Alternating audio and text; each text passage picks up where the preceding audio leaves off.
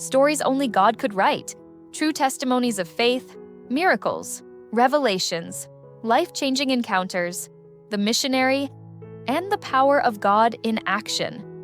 Get ready to be moved, to be inspired, and to renew your hope and your faith. What happens when the softest voice of faith is sent into the darkest, most violent corner of society? When a single unarmed woman is told by God to walk straight into a cage, not just with a message, but with a warning. You are going to speak to the lion. Imagine being given a mission that everyone else, from guards to hardened criminals, fears. Could you take a deep breath, push through the steel doors, and trust that the divine hand would truly calm the beast? This is the story of a missionary named Eliza and the man they called the Rock inside a Nashville prison. Meet Eliza Thorne. She's 40-something, with eyes that hold the steady, gentle glow of 1,000 prayers. Eliza isn't a thrill seeker. She's a former kindergarten teacher who answered a call to prison ministry 10 years ago. Her strength isn't muscle. It's her absolute, unshakable trust in God's word. Her biggest personal struggle?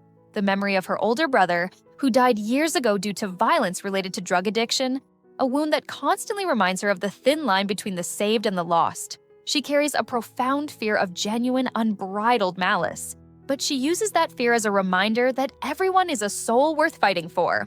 The Davidson County Correctional Facility in Nashville, Tennessee, is a fortress of concrete and razor wire, a place where the noise of metal doors slamming is the only constant rhythm. For Eliza, her weekly visits, leading Bible studies, sharing coffee, and listening felt like chipping away at a mountain with a tiny spoon. Her current problem was a specific inmate, Marcus the Rock Sterling. Marcus was a legend of rage. Convicted for aggravated assault, he was known for his volatility. Guards avoided his tear, and inmates gave him a wide berth. His isolation was total, fueled by a deep-seated hatred for authority and a lifetime of violence. He'd scoffed at every volunteer, ripped up every tract, and radiated a hostility so potent it made the air around him feel dangerous. He was the unreachable. 2 nights ago, Eliza had the dream. It was more than a vision. It was a sensory experience. She was standing in the prison hallway, and a figure emerged from the shadows. Marcus. But instead of rage, his eyes were filled with unspeakable pain. A voice clear and resonant spoke, "Go to him. He is the lion, ready to destroy. But I have placed a gentle heart beneath the stone. Only you can approach. Tell him the truth that shatters the stone." The next morning, Eliza felt a cold, paralyzing dread, but the instruction was too vivid to ignore. She bypassed her usual group session and asked the captain for a one-on-one with Marcus Sterling. The captain, a burly man named Hayes, looked at her like she was inviting a lightning strike. "Ma'am, Marcus hasn't taken a visitor in 6 months. And frankly, the last volunteer he saw needed stitches. He's a liability." Eliza stood her ground. "Captain, I understand the risk. But this is not my choice. I need 10 minutes with inmate Sterling. God sent me here?" Captain Hayes, recognizing the fire in her eyes that transcended fear, sighed and made the call. Minutes later, Eliza was led down the sterile, fluorescent-lit hallway, the heavy metal doors clanging shut behind her, amplifying her heartbeat. She was taken to a small, isolated visitation room. Marcus was already there, chained and glowering, an immense man whose sheer size filled the room. His arms were corded, his neck thick, and his eyes were chips of cold, dark granite. He looked at her and a sneer twisted his lips. "What, they send a lamb to the slaughter now? Get out, old woman! I don't want your salvation. I want to break things." Eliza sat down slowly, deliberately. She didn't preach, didn't quote scripture. She simply met his gaze, her heart pounding a frantic rhythm against her ribs, but her eyes steady. She leaned forward just slightly, her voice low and utterly without fear. "Marcus," she said, using his name, not his prison designation. "I didn't come here because you're broken. I came here because 2 nights ago, I saw you in a dream, and God told me your name. He told me that beneath the stone and the chains, you are not a lion, but a frightened boy waiting to be loved. He told me you're ready to shatter the stone." Marcus froze. The raw violence in his eyes wavered, replaced by a flicker of the very confusion Eliza had seen in her vision. The guards outside shifted nervously. No one talked to Marcus like that. He stared at the fragile woman who knew his name and spoke of his pain as if she had lived it. He opened his mouth, not to curse, but to ask the only question that mattered. How do you know what I dream about?" Marcus didn't believe in God, fate, or second chances. He believed in the cold certainty of concrete walls and the power of his own fists. But Eliza's words, "How do you know what I dream about?" were a fissure in his carefully constructed armor. In the dream she mentioned, he had been a child again, crying for a father who never came home. It was a memory he had buried under layers of fury. Eliza took his question as an invitation. "I don't know what you dream about, Marcus, but the one who sent me does. And he sees the difference between the man you are now and the man you were created to be." For the next 10 minutes, Eliza didn't lecture. She simply read the story of the prodigal son. She spoke of unconditional acceptance, of a father who runs to greet the broken, dirty, and utterly undeserving. She didn't ask him to pray, didn't ask him to confess, only asked him to think. When the guard signaled time was up, Marcus didn't try to stop her. He just nodded, his eyes cloudy with an emotion he hadn't felt since childhood: curiosity. The subsequent weekly meetings became a ritual. Marcus remained mostly silent for the first month, watching Eliza with intense scrutiny, waiting for the gimmick, the judgment, or the failure. He tested her, sometimes muttering profanities or rattling his chains. Eliza never flinched. She simply spoke the truth with grace, always returning to the theme that his past did not define his future. One evening, back on his tier, Marcus, in a fit of isolated frustration, slammed his fist into his metal bunk, bending the frame. The sheer force was terrifying, but instead of the usual follow-up, destruction, and shouting, he stopped. He remembered Eliza's voice. "The anger is just fear with nowhere to go. Marcus." Instead of unleashing his rage on a guard, he slowly, painstakingly, used his immense strength to bend the frame back as much as possible, focusing his energy on repair, not ruin. Marcus had always eaten alone, dominating his small table in the commissary with silent threat. One day, a young, timid inmate dropped his tray near Marcus. Instinct told Marcus to lash out. But Eliza's words echoed, "Love does not insist on its own way."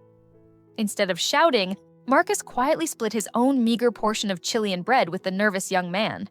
It was a massive, silent shift in his world. As the stone in his heart began to crack, the painful memories rushed in. Marcus wasn't born angry. He grew up in an abusive home in inner-city Nashville, learning early that rage was his only defense. He remembered his younger sister, Lily, whom he had always tried to protect. He remembered the night he committed the assault.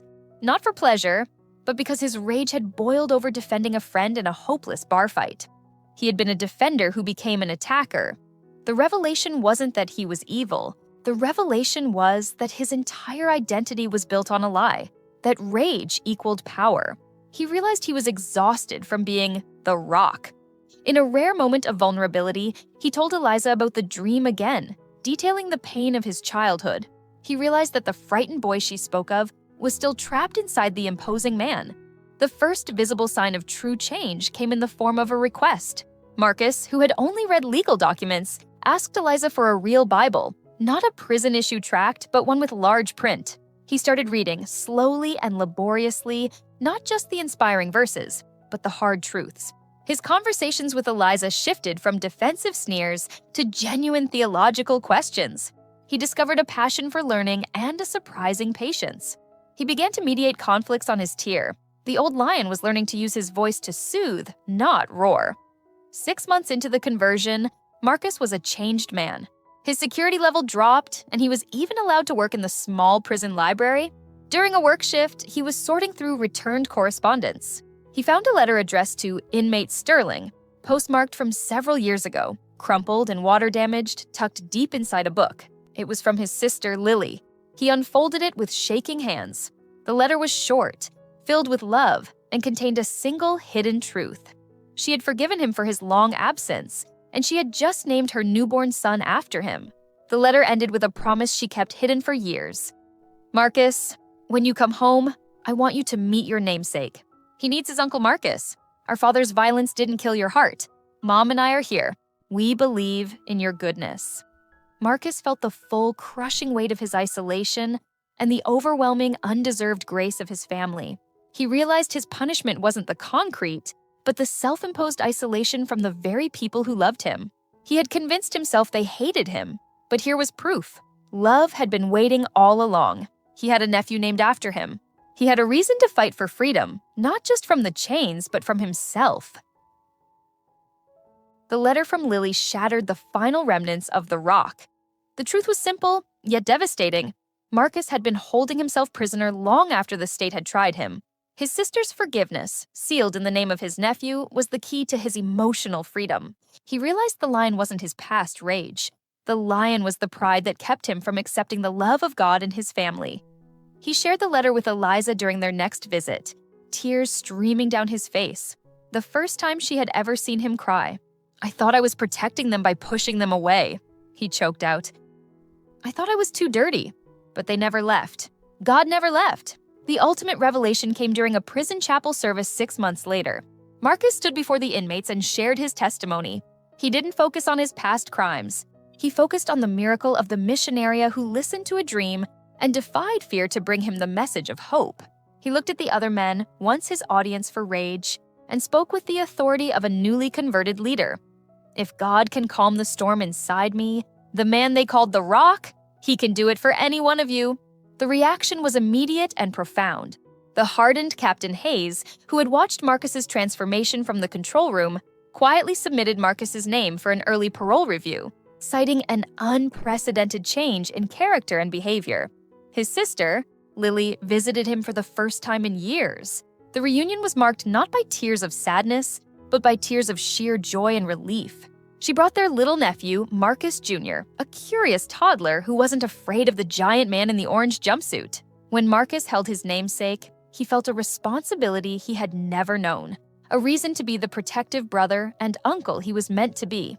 Eliza, sitting in the visitor's room, wept tears of complete vindication. Her obedience to a terrifying dream had saved not just one soul, but healed an entire family. She realized that the lion was never meant to be killed, but to be tamed and redirected into a powerful force for good.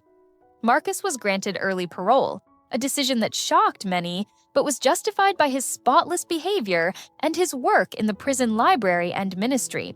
On the day of his release, he walked out of the concrete fortress, not as a defiant criminal, but as a humble, grateful man. He immediately went into ministry training, working with a small rural Tennessee church that was dedicated to outreach. His massive build, once a symbol of threat, became a symbol of strength and protection.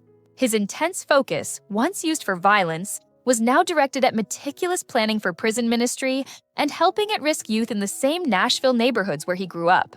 He found his calling, leading others who were trapped just as he had been. Years later, Marcus Sterling stood on the altar of the small church, no longer the Rock, but Pastor Marcus. He was preaching about the power of redemption, his deep, resonant voice now filled with love, not menace. His sister and nephew were in the front row, a visual symbol of his restored life. His greatest testament was his work back inside the walls. He was no longer an inmate, but an authorized minister, bringing Bibles and hope to the very cell blocks that once held his rage. He often told the men, "I know what it's like to be caged, but I'm here to tell you, the biggest bars are the ones we build around our own hearts." God sent one woman to tell me that. Now, I'm here to tell you, what chains are you still holding on to that God is waiting to shatter? Remember to like this video, subscribe to the channel, and hit the notification bell so you don't miss the next powerful story of faith and transformation.